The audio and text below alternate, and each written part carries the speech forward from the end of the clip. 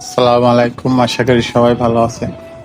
আজকে গিয়েছিলাম গাজীপুর বাণিজ্য মেলায়। তো ওইখানে গিয়ে কুটির শিল্প।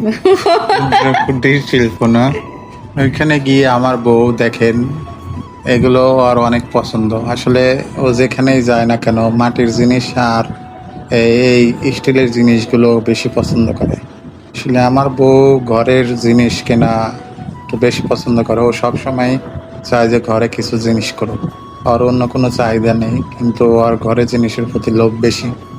এই গেলাস কিন্তু একটা আমার ঘরে আছে, তার উপরেও আর একটা গিলাস কেনার জন্য পাগল হয়ে গেছে।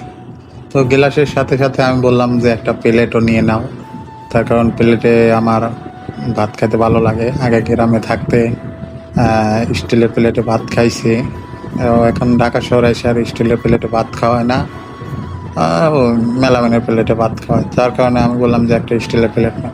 তো একটা ছোট প্লেট ধরছে, ধরার পর আমি বললাম যে ছোটটা নিয়ে কী করবো, আমাকে একটু পোলাপান আছে নাকি, তুমি একটা বড় প্লেট নাও। তো ওই পাশ দিয়ে ঘুরে গিয়ে ও বড় একটা প্লেট চয়েস করলো। তো আমি বললাম যে দুইটা নাও, আমরা তো মানুষ দুইজন। তো দুইটা নিতে নিয়ে আবার বললো যে না, একটাই থাক, টাকা পয়সা বেশি খরচ হওয়া যাবে না, টাকার দরকার আছে। তো যে কোনো জিনিস কেনার আগেই ও আগে টাকার চিন্তা করে যে না, টাকা অপচয় করা ভালো না। কিন্তু আমি তো টাকা পয়সা ধরে রাখতে পারি না। তো প্লেট ভালোই ছিল, কিন্তু দামাদামি করার কারণে প্লেটটা নিতে পারি নাই। এই একটা প্লেট 250 টাকা দাম চায়, যে প্লেটগুলো 150 টাকা, 120 টাকা এরকম।